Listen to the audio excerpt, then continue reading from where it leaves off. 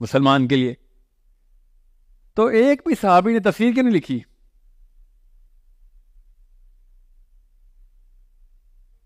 روکے نہیں ایمبوڈیمنٹ ایسے تھوڑی ہوتا ہے. ان کو نہیں پڑا تھا باقی کی حدیثیں لکھ لیں, قرآن نہیں لکھ رہے. حدیثیں بھی جو صحابہ نے لکھی ہیں تو تفسیر قرآن کیوں نہیں لکھی انہوں نے؟ یہ ہے اصلی سوال. جب آپ پوچھیں گے تو آپ سپیریئر سائیکالوجی میں آ جائیں. ایک منٹ کے لیے خاموشی اختیار کرتے ہیں, فیشن کے لیے نہیں, سوچنے کے لیے کہ صحابہ کرام کو اس سے زیادہ ضروری کچھ اور لکھنے کی کوئی ضرورت تھی؟ تو یہ والا سوال آپ کے ذہن میں آج سے پہلے کیوں نہیں آیا؟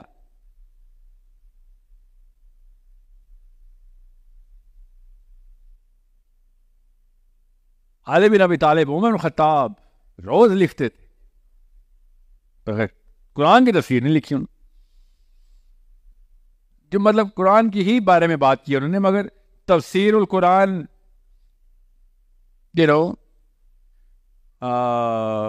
تفسیر علی بن ابی طالب ایسے تو نہیں آیا. تفسیر عمر بن خطاب اور جو تفسیر عبداللہ بن عباس ہمارے پاس ہے اس کے اوپر جو اعتراضات ہیں وہ مجھے پتہ ہے, اس لیے اس طرح میں جائیے گا. جی معزز سامعین, آپ نے اس شخص کا کلپ سنا جس کا مختصر سا حصہ ہم نے اپنی ویڈیو کے شروع میں لگا دیا ہے, اور اس کے کلپ کا خلاصہ میں آپ کے سامنے بیان کر دیتا ہوں. اس نے یہ کہا ہے کہ صحابہ کرام نے قرآن کی تفسیر نہیں لکھی.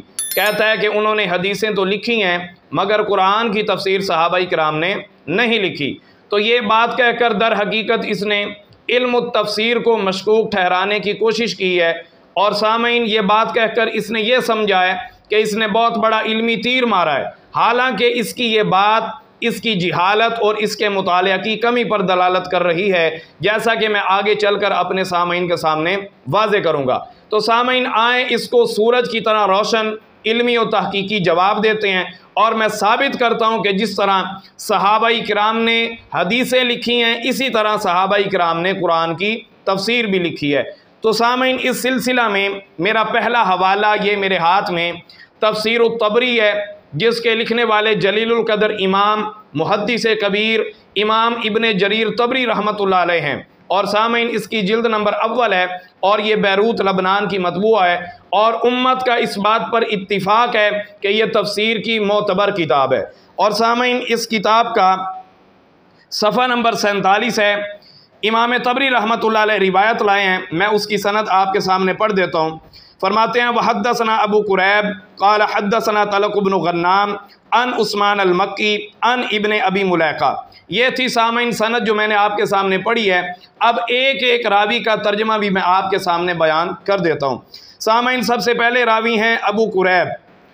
ابو قریب ثقہ ہیں, حافظ ہیں, جیسا کہ آپ دیکھ رہے ہیں سکرین پر آ رہا ہے. ابو قریب ثقہ ہیں, حافظ ہیں. دوسرے نمبر پر راوی ہیں طلق بن غنام, وہ بھی ثقہ ہیں. تیسرے نمبر پر عثمان المکی ہیں, وہ بھی ثقہ ہیں, ثبت ہیں. اور چوتھے نمبر پر ابن ابی ملیکہ ہیں جو کہ تابعی ہیں اور ثقہ ہیں. اب میں آپ کے سامنے روایت کے الفاظ پڑھتا ہوں. حضرت ابن ابی ملیکہ فرماتے ہیں قال رأیت مجاہدا یسأل ابن عباس عن تفسیر القرآن ومعہ الواحہ. فرماتے ہیں کہ میں نے دیکھا کہ حضرت مجاہد جو ہیں حضرت عبداللہ ابن عباس سے قرآن کی تفسیر کے متعلق سوال کر رہے تھے. حضرت مجاہد حضرت عبداللہ ابن عباس سے جو کہ صحابی رسول ہیں ان سے قرآن کی تفسیر کے متعلق سوال کر رہے تھے, اور ان کے پاس ان کی تختیاں بھی موجود تھیں. ان کے پاس کیا تھا؟ ان کی تختیاں بھی موجود تھیں. تو جب انہوں نے سوال کیا تو حضرت عبداللہ ابن عباس نے کیا فرمایا؟ فرماتے ہیں فَيَقُولُ لَهُ ابن عباس, اور حضرت عبداللہ ابن عباس ان سے فرما رہے تھے اکتب, لکھتے جاؤ. کیا فرمایا حضرت عبداللہ ابن عباس نے؟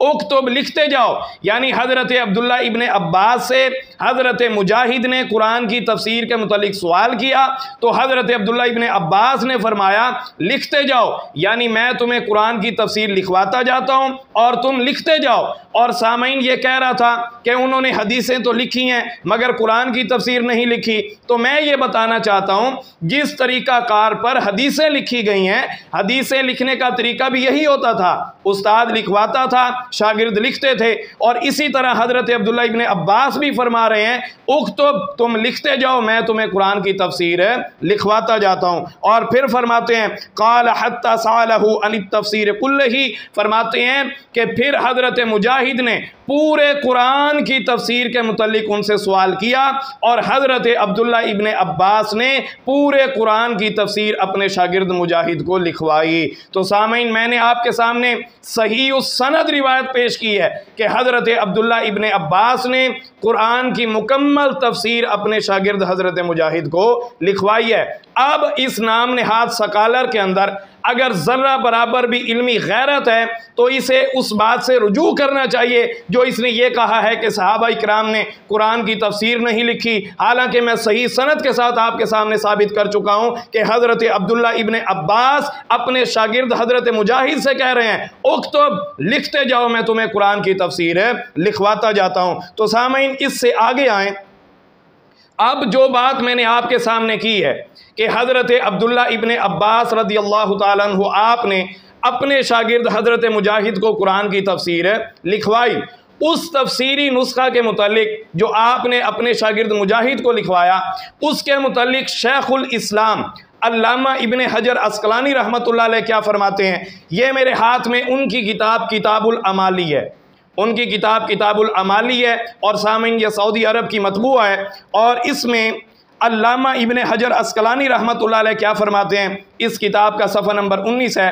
آپ فرماتے ہیں کہ جو تفسیر حضرت عبداللہ ابن عباس نے اپنے شاگرد حضرت مجاہد کو لکھوائی، وہ تفسیری نسخہ جو ہے حضرت عبداللہ ابن عباس کے دوسرے شاگرد علی بن ابی طلحہ کے پاس موجود تھا، اور اس نسخہ پر امام بخاری نے بھی اعتماد کیا ہے۔ اور پھر فرماتے ہیں اس نسخہ پر امام بخاری نے اعتماد کیا ہے، اور امام بخاری نے علی بن ابی طلحہ سے روایات بھی نقل کی ہیں۔ اب سنیں شیخ الاسلام علامہ ابن حجر عسقلانی رحمۃ اللہ علیہ کے الفاظ کیا ہیں۔ فرماتے ہیں ان ابن عباس فی التفسیر علی نسخت معاویہ بن صالح ان علی ابن ابی طلحہ ھذا، فرماتے ہیں کہ حضرت عبداللہ ابن عباس کا تفسیری نسخہ ان کے شاگرد علی بن ابی طلحہ کے پاس موجود تھا۔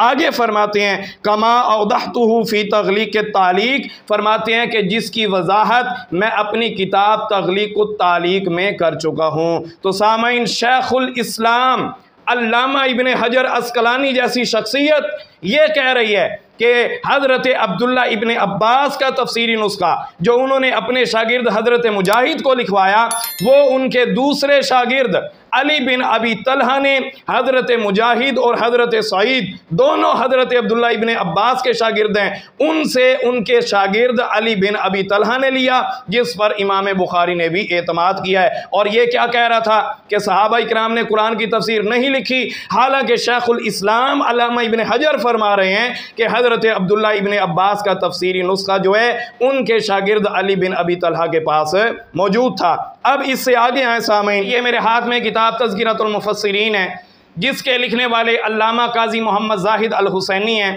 اس کتاب کا صفحہ نمبر 61 ہے۔ اس کتاب میں علامہ قاضی محمد زاہد الحسینی نے مشہور مورخ، محدث، محقق جو کہ بے شمار کتب کے مصنف ہیں اور مصری محقق ہیں، محمد حسین ہیکل مصری کے حوالہ سے لکھتے ہیں۔ کہتا ہے ماہر علوم تاریخیہ محمد حسین ہیکل مصری نے کہا ہے کہ تفسیر ابن عباس سید دو عالم کی رحلت کے فوراً بعد مرتب ہو چکی تھی۔ غور سے سنیں ذرا، محمد حسین ہیکل مصری محقق کہہ رہے ہیں کہ تفسیر ابن عباس سید دو عالم کی رحلت کے فوراً بعد مرتب ہو چکی تھی۔ پھر آگے کہتے ہیں یہ تفسیر آج تک پائی جاتی ہے، اور کہتے ہیں اس تفسیر کا قلمی نسخہ ہرن کی جھلی پر لکھا ہوا شیخ الاسلام عارف حکمت بے کے کتب خانہ مدینہ منورہ میں موجود ہے۔ سامعین، آپ نے سنا مشہور مورخ، محقق، محدث، بے شمار کتب کے مصنف ہیں، تاریخ اسلام کے ماہر مصری محقق ہیں، وہ کیا کہہ رہے ہیں کہ تفسیر ابن عباس رسول اللہ کی رحلت کے فوراً بعد مرتب ہو چکی تھی۔ اور یہ شخص کیا کہہ رہا تھا کہ صحابہ اکرام نے قرآن کی تفسیر نہیں لکھی، حالانکہ مشہور مورخ محمد حسین ہیکل مصری کہہ رہے ہیں کہ تفسیر ابن عباس رسول اللہ کی رحلت کے فوراً بعد مرتب ہو چکی تھی۔ اس سے آگے سامعین، یہ میرے ہاتھ میں کتاب الفہرست لابن ندیم ہے۔ ابن ندیم جو کہ المتوفہ ہیں 385 ہجری، اور یہ کتاب الفہرست لکھی گئی ہے 377 ہجری میں، یعنی آج سے 1000 سال سے بھی زیادہ قدیم کتاب ہے۔ اس کتاب میں ابن ندیم نے مکمل باب قائم کیا ہے۔ اب سنیں ذرا کیا باب قائم کرتے ہیں۔ کہتے ہیں تسمیۃ الکتب المصنفۃ فی تفسیر القرآن، یعنی ان کتابوں کے نام جو تفسیر قرآن پر لکھی گئی ہیں۔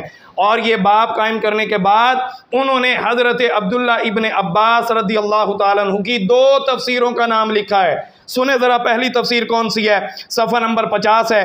کہتے ہیں کتاب ابن عباس رواہ مجاہد، وہ تفسیر حضرت عبداللہ ابن عباس کی جو انہوں نے اپنے شاگرد مجاہد کو لکھوائی، جس کا ذکر میں آپ کے سامنے کر رہا ہوں۔ اور دوسری کتاب کا نام اسی کتاب کے اگلے صفحہ نمبر 51 پر لکھتے ہیں، کہتے ہیں کتاب تفسیر اکرمہ ان ابن عباس، اور دوسری تفسیر ابن عباس وہ ہے جو انہوں نے اپنے شاگرد اکرمہ کو لکھوائی۔ یعنی پہلی تفسیر ابن عباس باروایت مجاہد، اور دوسری تفسیر ابن عباس باروایت اکرمہ۔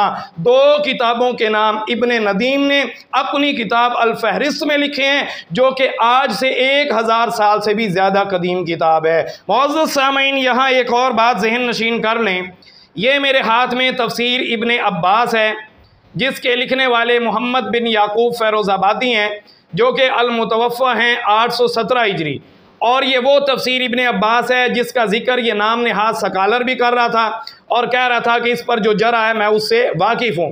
تو میں اپنے سامعین کو یہ بتانا چاہتا ہوں، جس تفسیر ابن عباس کی میں بات کر رہا ہوں اس سے مراد یہ والی تفسیر ابن عباس نہیں ہے۔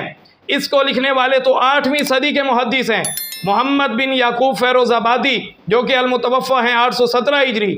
اس سے مراد یہ والی تفسیر ابن عباس نہیں ہے، اس سے مراد وہ تفسیر ابن عباس ہے جس کو حضرت عبداللہ ابن عباس نے خود اپنے شاگرد مجاہد کو لکھوایا، اور جیسا کہ میں نے صحیح و سند روایت کے ساتھ تفسیر طبری میں سے ثابت کیا، اور جس نسخہ کا ذکر شیخ الاسلام امام ابن حجر عسقلانی نے کیا ہے، اور جس کے متعلق محمد حسین ہیکل مصری کہہ رہے ہیں کہ وہ تفسیر ابن عباس رسول اللہ کی رحلت کے فوراً بعد مرتب ہو چکی تھی، اور اس سے مراد وہ تفسیر ابن عباس ہے جس کا نام الفہرست میں ابن ندیم نے لکھا ہے۔ یہ تفسیر ابن عباس مراد نہیں ہے، اس کو لکھنے والے تو 8ویں صدی کے محدث محمد بن یعقوب فیروز آبادی ہیں۔ اور سامعین، اگر اس شخص نے کتب احادیث کا اور کتب تفاسیر کا مطالعہ کیا ہوتا تو یہ شخص کبھی بھی یہ نہ کہتا کہ صحابہ کرام نے قرآن کی تفسیر نہیں لکھی، کیونکہ سامعین یہ میرے ہاتھ میں صحیح البخاری ہے، جو کہ بیروت لبنان کی مطبوع ہے،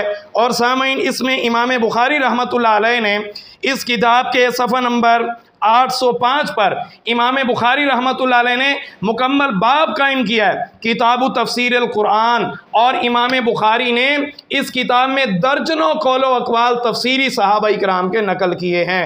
اور اس کے علاوہ سامعین، اس کے علاوہ تفسیر طبری اور تفسیر ابن ابی حاتم، تفسیر ثعلبی اور تفسیر ابن کثیر، ان کتب میں بھی سینکڑوں صحابہ کرام کے تفسیری قول و اقوال صحیح سند کے ساتھ موجود ہیں۔ اگر اس شخص نے ان کتب کا مطالعہ کیا ہوتا تو یہ کبھی نہ کہتا کہ صحابہ کرام نے قرآن کی تفسیر نہیں لکھی۔ اور سامعین، آج کی اس نشست میں نے آپ کے سامنے تفسیر طبری کے حوالہ سے ثابت کیا کہ امام طبری رحمۃ اللہ علیہ صحیح سند روایت لے کر آئے کہ حضرت عبداللہ ابن عباس رضی اللہ تعالیٰ عنہ آپ نے قرآن پاک کی مکمل تفسیر اپنے شاگرد مجاہد کو لکھوائی، اور اسی نسخہ کا ذکر اپنی کتاب العمالی میں شیخ الاسلام علامہ ابن حجر عسقلانی نے کیا ہے، اور کہتے ہیں کہ اس نسخہ پر امام بخاری رحمۃ اللہ علیہ نے اعتماد کیا ہے، اور وہ نسخہ حضرت عبداللہ ابن عباس کے شاگرد علی بن ابی طلحہ نے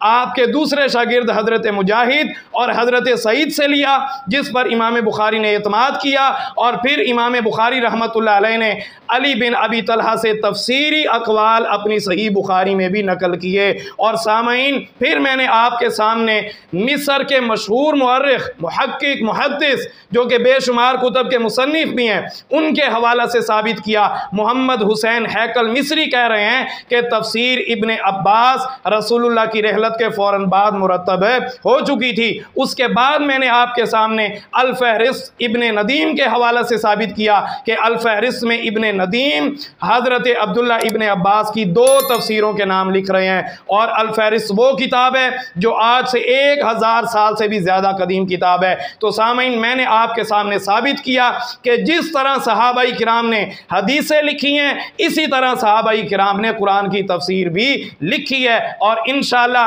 اس جیسے نام نہاد سکالرز کا علمی و تحقیقی تعاقب جاری رہے گا۔ وما علیہ الا البلاغ۔